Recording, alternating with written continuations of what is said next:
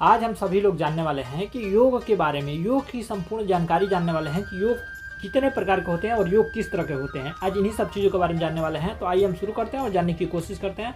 सबसे पहले हम बता दूं, योग एक प्रकार की आत्मी के शरीर को आत्मा से परमात्मा को जोड़ने का प्रक्रिया है। अंदर की जो कोशिकाएं हैं उन कोशिकाओं को जागरूक करने का एक प्रक्रिया है योग के माध्यम से हम अपने शरीर को एक तरह से निरोग बना सकते हैं। अपने योग के माध्यम से हम अपने आप को स्वस्थ और सुरक्षित रख सकते हैं। ये सारी योग की एक संपूर्ण धारणा है और इस धारणा में हम योग के बारे में बात करें, तो योग वह है, योग के प्रकार जान लेते हैं। पहले योग कितने प्रकार के होते हैं। पहला तो योग होता है राजयोग होता है। दूसरी बता दें कि हठ योग होता है और तीसरी होता है लय योग होता है और चौथी होती है ज्ञान योग। ज्ञान के बारे में जाना जाता है ज्ञान योग। और कर्म योग होता है, पांचवा होता है कर्म योग और छठवां होता है भक्ति योग।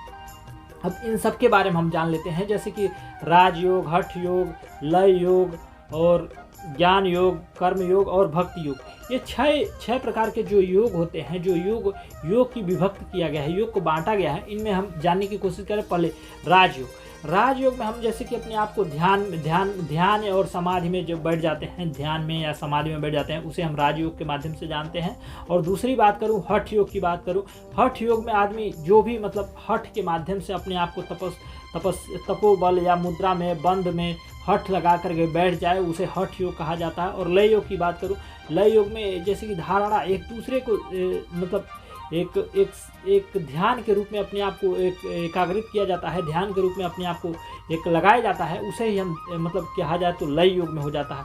और ज्ञान योग के बारे में तो योग इस बातों से पता चल जाता है कि ज्ञान योग क्या है। ज्ञान योग का मतलब होता है जो कि आपके अंदर से जो ज्ञान प्राप्त होती है, आत्मा से जो आवाज़ें निकलती हैं, आत्मा की आवाज़ से प्राप्त होती है, उसे हम ज्ञान योग की धारणा में जोड़ते हैं। और दूसरी बात बोला जाए तो कर्म योग, यानी जिस हिसाब से हम कर्म करते हैं, किसी भी तरह का कर्म करते हैं, उस कर्म से जुड़ा होता है कर्म योग। और भक्ति योग की बात करें, जिन भावनाओं के, जिन परमात्माओं से, जिन देवी देवताओं से या जिन ईश्वर अल्लाह से, जिन लोगों से भी हम उसमें ध्यान लगा देते हैं, जिसमें हम एक दूसरे से जोड़ लेते हैं, एक दूसरे को समाहित कर लेते हैं, उसे हम भक्ति योग के माध्यम से जाना जाता है। भक्ति योग के माध्यम से जान करके उसे भक्ति योग में भक्ति योग से जोड़ा गया है। तो ये सारी एक तरह से योग की धारणा है, योग का एक रूप है, योग का एक योग से संबंधित ये विचार हैं और बातें हैं।